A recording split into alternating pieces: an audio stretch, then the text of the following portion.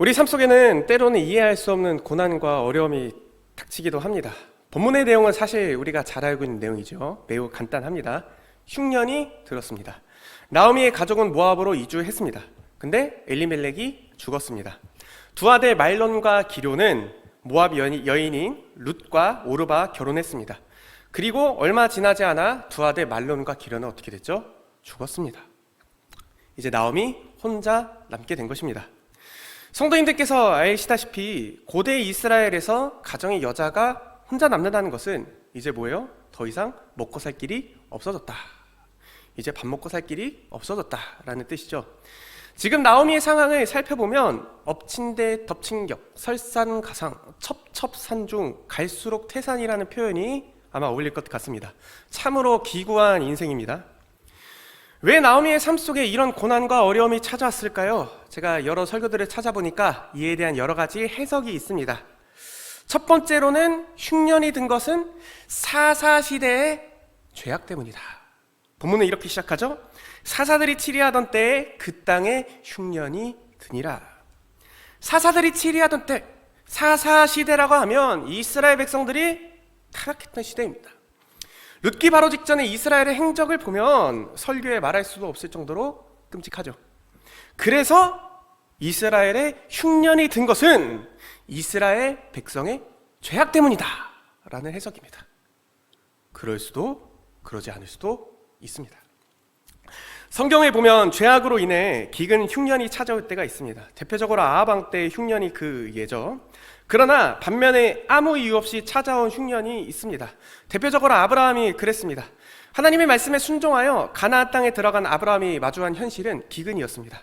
그것이 과연 아브라함의 죄 때문이다 라고 할 수 있을까요? 두 번째로, 약속의 땅인 이스라엘을 떠나 모압 지방으로 간 것은 죄다. 그래서 엘리멜렉이 죽었다 라는 해석입니다. 그러나 잠시 기근을 피해서 다른 지방으로 가는 것은 이스라엘 당시의 일반적인 일이었습니다. 아브라함도 기근을 피해 애굽으로 내려갔죠. 야곱의 가족들도 기근을 피해 애굽으로 내려갔습니다. 배고프면 밥을 찾아 떠나야 됩니다. 엘리멜렉이란 이름 자체도 하나님이 나의 왕이시다라는 믿음의 고백입니다. 왕이 없어서 제멋대로 살던 사사시대에 하나님이 나의 왕이시다라고 고백하는 엘리멜렉은 어느 정도 신앙이 있었을 것입니다. 세 번째로, 모압 여인과 결혼한 것은 죄다. 그래서 말론과 기련이 죽은 것이다 라는 해석입니다. 그럴 수도 그러지 않을 수도 있습니다. 성경을 찾아보니까 이스라엘이 모압과 만났을 때 좋은 일이 일어났던 적은 사실 없어요. 거의 없습니다. 근데 성경에서 모압 족속과의 결혼을 금지하는 구절은 직접적으로는 없습니다. 위 세 가지 해석이 공통적으로 지적하는 것은 나오미 삶에 닥친 고난이 무엇 때문이다? 죄 때문이다. 나오미가 잘못해서 그랬고, 엘리멜렉이 잘못해서 그랬고, 이스라엘 백성들이 잘못해서 그랬다라는 해석입니다. 그럴 수도 그러지 않을 수도 있습니다. 분명한 것은 본문은 이에 대해서 침묵하고 있어요. 다시 말씀드리면 명확하게 이야기를 하고 있지 않아요. 성경의 다른 예시들을 찾아봅시다. 사무엘하 21장 1절. 다윗이 시대의 해를 거듭하여 3년 기근이 있으므로 다윗이 여호와 앞에 간구하며 여호와께서 이르시되 이는 사울과 피를 흘린 그의 집으로 말미암음이니 그가 기브온 사람을 죽였음이니라 하시니라. 여기서 3년 기근이 있는 것은 사울이 기브온 사람을 죽였기 때문이다 라고 얘기를 하십니다. 사울의 죄로 인한 기근입니다. 이처럼 기근이나 흉년이 있을 때는 그 성경의 기자들이 기록할 때 본문에 드러납니다. 그러나 그렇지 않은 경우도 있습니다. 기근이나 흉년, 재난에 대해서 그 이유가 분명하지 않을 때가 있어요. 제가 작년에 학교에서 기도 모임을 했었습니다. 기도 모임을 1년 동안 열심히 준비하면서 마지막 피날레로 이제 논스톱 기도를 해보자. 같이 소래교회에서 6시간 동안 모여가지고 같이 기도를 해보자 라고 열심히 좀 기획을 해봤습니다. 교수님도 섭외하고 차량팀도 꾸리고 눈 오는데 포스터 들면서 열심히 홍보도 해봤습니다. 그리고 매일 전사님과 산에 올라가지고 2시간 동안 간절히 기도를 했었어요. 자, 성도님들 어떻게 됐을까요? 어떻게 됐을까요? 그날 당일에 폭설이 내려가지고 학교 지붕이 무너진 거예요. 학교 지붕이 무너지고 그 다음에 단수가 되고 정전이 돼가지고 기도회를 하지 못했습니다. 자, 생각을 해보면 폭설을 통해서 하나님께서 총신대학교를 심판하신 것일까요? 아니면 기도회를 막고자 역사하신 것일까요? 그럴 수도 있고 아닐 수도 있습니다. 우리는 모릅니다. 그냥 폭설이 내린 가능성이 높습니다. 또한 엘리멜렉이 죽고 말론과 기론이 죽은 것이 그들의 죄 때문일까요? 다윗이 밧세바와 간음했을 때 본문은 이렇게 얘기합니다. 다윗이 행한 그 일이 여호와 보시기에 악하였더라. 다윗은 이 죄로 인해 집안의 칼이 끊기지 않아요. 분명히 다윗 왕가에 계속된 아들들의 죽음은 다윗의 죄 때문입니다. 그러나 오늘 우리가 살펴본 룻기 본문에는 그에 대한 어떠한 설명이 없어요. 단순히 한 가정에 닥친 고난과 어려움을 매우 건조한 어조로 서술할 뿐입니다. 흉년이 들었고 가장인 엘리멜렉이 죽었고 두 아들 말론과 기련도 죽었다. 나오미만 혼자 남았다. 끝. 이것입니다. 나오미가 겪은 고난과 어려움은 왜 그런 고난과 어려움을 겪었는지에 대해서 설명하기가 참으로 어렵습니다. 성도님들, 우리는 어떻습니까? 우리는 나오미와 같이 때로는 이해가 되지 않는 고난과 어려움을 겪기도 합니다. 어둠의 긴 터널을 우리는 지나기도 하는 거예요. 이와 비슷한 경험을 한 사람이 있습니다. 하나님의 은혜를 쓴 제레드 시처는 나오미가 남편과 두 아들이 잃었던 것처럼 사랑하는 사람들을 잃는 경험을 했습니다. 어느 날 그는 원주민 사역을 위해서 사역을 하고 있었던 중이었습니다. 그날도 사역을 마치고 집으로 돌아가던 중에 교통사고를 당한 거예요. 사랑하는 아내와 딸, 어머니를 잃게 되었습니다. 근데 그 사고를 낸 장본인이 술 취한 미국 원주민이었던 것입니다. 그는 이렇게 얘기합니다. 이제까지 내가 알아왔고 끔찍하게 사랑해왔던 가정이 한순간에 사라졌다. 20년을 한 몸이 되어 살아온 아내가 눈앞에 죽었다. 정말 사랑하는 나의 셋째 아이 다이애나 제인이 죽었다. 나를 낳아주시고 길러주신 어머니도 돌아가셨다. 우리는 이것을 어떻게 이해해야 될까요? 죄로 인한 하나님의 심판일까요? 하나님께서 우리를 연단하시기 위한 수단일까요? 아니면 우리의 욕심으로 인한 사탄의 시험일까요? 하나님의 심판이라고 한다면 그 사람이 도대체 어떤 잘못을 했길래 원주민 선교를 하는 것이 잘못일까요? 하나님께서 그 사람을 연단하시기 위해서 아내와 딸을 죽게 하셨더라면 하나님께서 너무 끔찍한 분이 아니실까요? 사단의 시험이라고 한다면 우리는 전능하신 하나님을 믿는데 왜 하나님께서는 그 가정을 지켜주시지 않았을까요?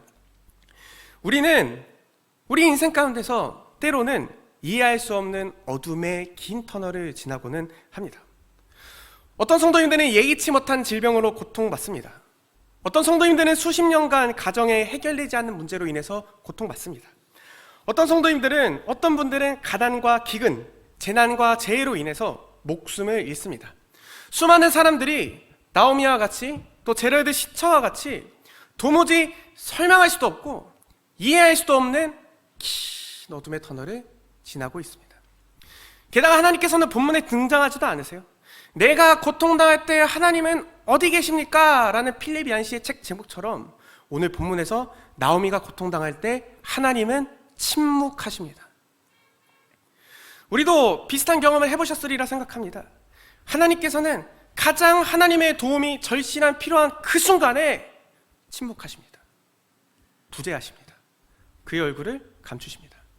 시편 13편의 1절의 말씀은 그것을 고백합니다. 여호와여, 어느 때까지 나이까? 나를 영원히 잊으시나이까? 주의 얼굴을 나에게서 어느 때까지 숨기시겠나이까? 하나님께서 침묵하실 때는 기도도 나오지 않아요? 기도를 해도 벽에다 이야기하는 것 같습니다. 아무리 간절하게 하나님께 매달리고 울부짖어도 수십 년간 여러 삶의 문제를 위해 간절히 기도해도 응답은 없습니다. 그럴 때 우리는 어떻게 해야 될까요? 나오미는 고백합니다. 여호와의 손이 나를 치셨느니라. 전능자가 나를 심히 괴롭게 하셨음이니라. 사랑하는 성도님들, 어떠십니까? 지금 나오미와 같이 하나님께서 나를 치시는 것 같은, 하나님께서 나를 괴롭게 하시는 것 같은 긴 어둠의 터널을 지나고 계신 성도님들이 계십니까? 그럴 때 우리는 어떻게 해야 될까요? 사랑하는 성도님들, 우리가 그런 어려움과 시험과 고난들이 닥쳐왔을 때 우리가 때로는 이해하지 못하는 그런 어려운 상황들이 닥쳐왔을 때는 하나님은 원망하셔도 좋습니다. 하나님께 불평하셔도 좋습니다. 하나님께 나의 모든 감정을 쏟아놓으십시오. 우리가 흔히 하나님께 원망하면 안 됩니다. 하나님께 불평하면 벌을 받습니다. 하나님께는 무조건 감사와 찬양으로 하나님께 나아가야 됩니다 라고 배웠습니다. 그러나 성경을 보니까 수많은 사람들이 하나님께 원망했어요. 하나님께 불평했습니다. 대표적인 예시로 시편의 탄식시들이 있어요. 탄식시는 어떤 시냐? 하나님께 원망하고 불평하는 시입니다. 유진 피터슨 목사님께서 시편의 3분의 2가 탄식시라고 할 만큼 시편의 기자들은 때론 이렇게 이해할 수 없는 어려움과 고난에 닥칠 때 하나님께 울부짖었어요. 시편 13편 1절부터 2절까지 쉬운 성경입니다. 여호와여, 언제까지 나를 잊고 계실 것입니까? 언제까지 숨어 계실 것입니까? 언제까지 내가 걱정해야 합니까? 언제까지 내가 날마다 슬퍼해야 됩니까? 언제까지 원수가 나를 보고 우쭐대어야 한단 말입니까? 시편 22편입니다. 나의 하나님, 나의 하나님, 어찌하여 나를 버리십니까? 어찌하여 구원해 주시지 않고 멀리 떨어져 계십니까? 너무 멀리 계셔서 나의 울부짖는 소리를 듣지 못하고 계십니까? 오 나의 하나님, 내가 온종일 불러도 대답이 없으십니다. 내가 밤에도 소리 높여 외쳐보지만 아무런 대답이 없으십니다. 이외에도 수많은 예시들이 성경에 등장해요. 수많은 믿음의 인물들이 하나님께 나와서 자신의 감정과 자신이 지금 얼마나 슬프고 괴로운지를 하나님께 아랬던 거예요. 사랑하는 성도님들, 하나님은 우리 아버지십니다. 믿으십니까? 하나님 우리 아버지입니다. 자식이 무릎이 까져가지고 펑펑 울고 있는데 가만히 있어, 그런 거 가지고 왜 울어? 하는 그런 부모는 없습니다. 없습니다. 다만 우리가 생각해야 되는 부분은 출애굽 당시 이스라엘 백성처럼 하나님께 반항하는 원망과 불평을 하면 안 되죠. 이스라엘 백성들은 하나님께서 베풀어 주신 은혜를 잊어버렸습니다. 애굽에 있을 때가 더 좋다며 하나님을 원망했습니다. 그 차이입니다. 믿음과 신뢰에 근거한 원망과 불평인가, 불신과 반항에 근거한 원망과 불평인가의 차이입니다. 더 쉽게 말하면 하나님 나를 도와주세요, 하나님 왜 잠잠히 계십니까, 하나님 제발 나를 도와주세요 라는 하나님의 도우심을 구하는 원망과 불평인가, 하나님께 대들고 맞서며 하나님 왜 이렇게 하십니까 라는 원망과 불평인가의 차이입니다.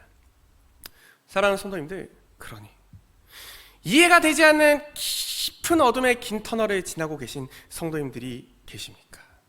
하나님 앞으로 나아오십시오. 하나님 앞에 나와서 펑펑 우십시오. 하나님께 나의 모든 감정을 쏟아놓으십시오. 제로드 시처가 이런 말을 했습니다. 그렇게 기도하는 것이 기도하지 않는 것보다 훨씬 낫다. 그냥 그렇게 고통 가운데서 절망하기보다 하나님 앞으로 나와서 하나님께 간절히 매달리면서 하나님께 따지는 겁니다. 하나님, 저한테 왜 그러셨습니까? 하나님, 도대체 내가 고통당할 때 어디 계십니까? 소리를 지르며 울며 따지십시오. 하나님은 우리의 아버지십니다. 자식이 아프다고 울부짖는데 조용히 하라는 부모는 없습니다. 하나님께서는 우리의 원망과 불평 다 받아주시는 분이시며 오히려 그렇게 하도록 권장하시는 분이시기도 합니다. 성경의 수많은 예시들이 그것을 증거합니다. 박완서 작가는 아들을 교통사고로 잃고 난 후에 다음과 같이 고백합니다. 그러나 그 고통의 순간을 지나올 때 내가 그렇게도 원망할 하나님이 계셨다는 것이 얼마나 고마운지 모른다. 나의 원망을 받아줄 하나님이 안 계셨다면 오늘의 나는 존재할 수 없을 것이다. 사랑하는 성도님들, 우리는 믿습니다. 무엇을 믿죠? 우리가 그렇게 나와 하나님 앞에 우리 모든 마음을 쏟아놓는다면 하나님께서 우리의 마음을 만져주실 줄 믿습니다. 우리를 위로해 주실 줄 믿습니다. 담없는 은혜와 하나님의 놀라운 사랑으로 우리가 그런 긴 어둠의 터널을 지나고 있을 때에도 하나님께서 충만한 은혜와 넉넉히 이길 수 있는 때를 따라 도우시는 은혜로 함께 하셔서 우리를 그 모든 어려움과 시험 상황 가운데서도 능히 이기게 하실 줄 믿습니다. 그렇다면 생각을 해봅시다. 우리 공동체에 그렇게 이해할 수 없는 어둠의 깊은 터널을 지나고 계신 성도님이 계신다면 우리는 어떻게 이야기를 해야 될까요? 우리는 보통 이렇게 얘기합니다. 다 하나님의 뜻이 있을 거야. 다 하나님의 연단이야. 다 하나님께서 선한 길로 인도하실 거야. 그러니까 어떻게 해야 돼? 기도해야 돼. 예배에 더 열심히 참석해야 돼. 회개하고 돌이켜야 돼. 성도님들, 다 맞는 말입니다. 사실 맞는 말이죠. 근데 당사자 입장에서는 한 대 맞는 말이 될 수 있습니다. 필립 얀시는 하나님 제게 왜 이러세요라는 책에서 다음과 같이 말합니다. 모든 것이 합력하여 선을 이루느니라는 영적 진리도 잘못된 때에 말하면 상대방을 망치로 내려치는 것 같을 것이다. 고난이 더 큰 선을 이룬다는 말도 자신의 비극을 슬퍼하며 어떻게 삶을 다시 시작할까 고민하는 보통 사람들에게는 위로를 줄 수 없다. 그러면서 몇 가지 예시를 듭니다. 최근에 한 여성이 어머니의 장례식장이 도둑 맞았다면서 분노하면서 그렇게 편지를 보냈다고 합니다. 장례식 직후에 선교사 몇 사람이 이렇게 찾아오신 거예요. 그래서 미소를 지으면서 장례 예배 중에 한 사람이라도 그리스도를 영접했다면 어머니의 죽음은 그만한 가치가 있을 것입니다 라고 이렇게 얘기를 했다고 합니다. 또 다른 예시입니다. 텍사스의 비료 공장에서 폭발이 일어났을 때 요양원 붕괴에도 불구하고 살아남은 한 여성은 한 방송 매체와 인터뷰를 하면서 이렇게 얘기했다고 합니다. 나는 내 수호 천사들에게 감사합니다. 그러니까 하나님께서 나를 지켜주셔서 감사합니다 라고 이렇게 얘기를 한 거예요. 물론 그녀의 심정은 충분히 이해가 가지만 그 사건으로 가족을 잃은 사람들에게는 그 말이 어떻게 들렸을까요? 사랑하는 성도님들, 다 맞는 말입니다. 네, 말씀드렸다시피 그 고난의 길을 겪고 있는 당사자에게는 정말 얻어맞는 말입니다. 대신 우리는 어떻게 해야 될까요? 옆에서 같이 울어줘야 합니다. 같이 눈물 닦아주고 위로해줘야 됩니다. 로마서 12장의 말씀입니다. 즐거워하는 자들과 함께 즐거워하고 우는 자들과 함께 울라. 아멘. 하나님의 뜻이 있다, 하나님의 선하신 인도하심이 있다 라고 고백할 수 있는 것은 언제 할 수 있습니까? 모든 어둠의 터널을 지나 마침내 그 사람이 빛으로 나와왔을 때, 그리고 뒤를 돌아봤을 때, 아, 거기에 하나님의 인도하심이 있었구나, 아, 거기에 하나님의 선한 계획이 있었구나 라고 그 당사자가 이야기할 수 있는 거예요. 그 전까지 우리는 어떻게 해야 됩니까? 그 사람이 그 어둠의 깊은 터널에 빠져나올 수 있도록 같이 울어주고 눈물 닦아주고 부축해주고 도와줘야 합니다. 조금 더 내용을 확장시켜서 우리가 여러 가지 국가적 재난의 그 상황을 한번 생각을 해봅시다. 우리는 종종 재난으로 인하여 수많은 사람들이 죽는 것을 봅니다. 사랑하는 사람들을 떠내보내는 것을 봅니다. 구체적인 예시를 사실 그 설교 시간에 드리지는 못하겠습니다만, 우리는 섣불리 그것을 하나님의 심판이다, 하나님께서 우리를 연단하시기 위한 뜻이다, 이런 식으로 얘기를 합니다. 맞는 말입니다. 그럴 수도 있고 아닐 수도 있습니다. 우리는 그렇게 이야기하는 것을 조심해야 됩니다. 정말 그것이 하나님의 심판일 수 있습니다. 그것이 하나님의 연단일 수 있습니다. 그러나 그냥 인재일 수 있고 자연 현상일 수 있습니다. 다만 우리는 어떻게 해야 될까요? 교회는 슬퍼하는 사람들과 같이 울어주고 눈물 닦아줘야 합니다. 그렇게 할 때 우리는 세상의 빛과 소금의 역할을 잘 감당해야 될 줄 믿습니다. 아멘. 우리는 앞서 이해할 수 없는 터널을 지나는 우리는 하나님 앞에 우리의 모든 감정을 쏟아놓으며 그 다음에 주위 사람들은 같이 울어주고 눈물 닦아줘야 된다는 것을 배웠습니다. 그럼에도 불구하고 우리가 가장 중요하게 기억해야 되는 것이 있습니다. 우리가 가장 붙잡아야 되는 것이 있다면 우리는 룻기의 마지막을 알고 있죠. 우리가 이해할 수 없는 이 어둠의 터널을 지날 때 붙잡아야 되는 것은 결국 믿음입니다. 믿음입니다. 우리는 그럼에도 신실하신 하나님을 믿습니다. 우리는 룻기의 마지막을 알고 있죠. 룻기에서 하나님께서는 드러나게 역사하시는 않습니다. 그러나 하나님께서 보이지 않는 손길로 역사하사 이방 여인 룻을 통해 다윗의 족보를, 더 나아가서 예수 그리스도의 계보를 잇는 자로 만드셨습니다. 사랑하는 성도님들, 우리는 그것을 믿습니다. 하나님은 신실하십니다. 하나님은 선하십니다. 하나님께서는 우리 인생을 그의 선한 뜻으로 인도하여 주실 줄 믿습니다. 필립 얀시는 이렇게 이야기를 합니다. 욥처럼 우리가 할 수 있는 것은 큰 그림을 가지신 하나님을 신뢰하면서 우리의 작은 그림을 살펴보고 온갖 불신앙의 증거에도 불구하고 믿음을 붙드는 것이다. 믿음은 미래로 가서 되돌아볼 때 비로소 이해될 수 있는 것을 미리 믿는 것이다. 이해할 수 없는 터널을, 영적인 어둠의 터널을 지날 때 결국 우리는 무엇을 붙잡아야 됩니까? 믿음을 붙잡아야 합니다. 믿음은 자동차의 핸들과도 같습니다. 믿음이란 핸들을 놓치는 순간 우리는 영원한 어둠 속에 갇힐 뿐입니다. 결국 하나님은 신실하시다. 하나님께서는 모든 것을 합력하여 선을 이룰 것이다. 하나님께서는 곧 나에게 빛을 보여주실 것이다. 그것을 붙잡고 믿음으로 살아내야 되는 줄 믿습니다. 그러나 한편으로는 모든 사람의 인생이 해피엔딩으로 끝나지는 않습니다. 모든 사람의 인생이 모두가 이제 잘 먹고 잘 살았습니다 라는 욥의 마지막 결말처럼 끝나지는 않습니다. 어쩌면 우리 인생은 끊임없는 고난의 연속일 수도 있죠. 찬송가 292장의 가사는 이렇게 얘기합니다. 주 없이 살 수 없네. 세월이 흐르고 이 깊은 고독 속에 내 생명이 끝나도. 저희 아버지께서는 찬양 인도를 하셨습니다. 전에 교회에 있을 때 찬양 인도를 하셨는데 이 찬양이 빠른 찬양이잖아요. 그래서 1, 2, 3절은 박수치면서 빠르게 부르시다가 갑자기 4절이 되면 느리게 부르셨습니다. 왜 그러셨을까요? 아버지의 인생을 살펴보면 끝이 보이지 않는 고난과 어려움의 연속이셨습니다. 그래서 아버지께서 이 4절을 부르실 때 그렇게 절절하게 부르시지 않았을까 생각을 합니다. 우리도 마찬가지입니다. 성도님들, 우리의 고통과 어려운 삶의 문제들이 어쩌면 해결되지 않을 수 있습니다. 어쩌면 우리 인생 끝날까지 우리의 발목을 붙잡고 놓아주지 않을 수도 있습니다.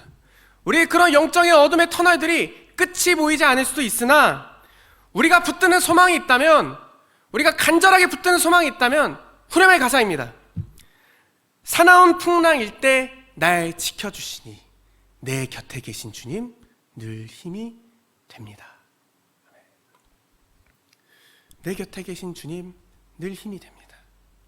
하나님께서는 우리와 함께 하십니다. 보이지 않아도, 하나님이 느껴지지 않더라도 우리는 그것을 믿습니다. 하나님은 우리와 함께 하십니다. 룻기를 보면 어떻습니까? 하나님께서 침묵하시는 것처럼 보입니다. 하나님께서 드러나게 역사하시는 것 같지 않습니다. 그러나 우리는 룻기의 결말을 알고 있죠. 보이지 않는 하나님의 손길이 나오미와 룻의 삶을 붙들고 인도하시는 것을 우리는 보게 됩니다. 제가 아까 폭설 때문에 기도회가 취소됐던 일을 말씀드렸습니다. 왜 하나님께서 그렇게 하셨을까? 사실 아직도 이해는 되지 않습니다. 사실 왜 그렇게 됐을까? 왜 그렇게 기도회가 취소가 됐을까는 사실 이해는 되진 않습니다. 그러나 얼마 전에 인스타그램, 그러니까 핸드폰을 보니까 그때 같이 모여서 기도했던 전도사님들이 방학인데도 소래교회에 모여서 같이 기도를 하고 있더라고요. 야, 그거를 보는데 저는 생각했습니다. 그렇게 열심히 기도하고 그 다음에 열심히 그렇게 준비했던 것들이 다 무의미하진 않았구나.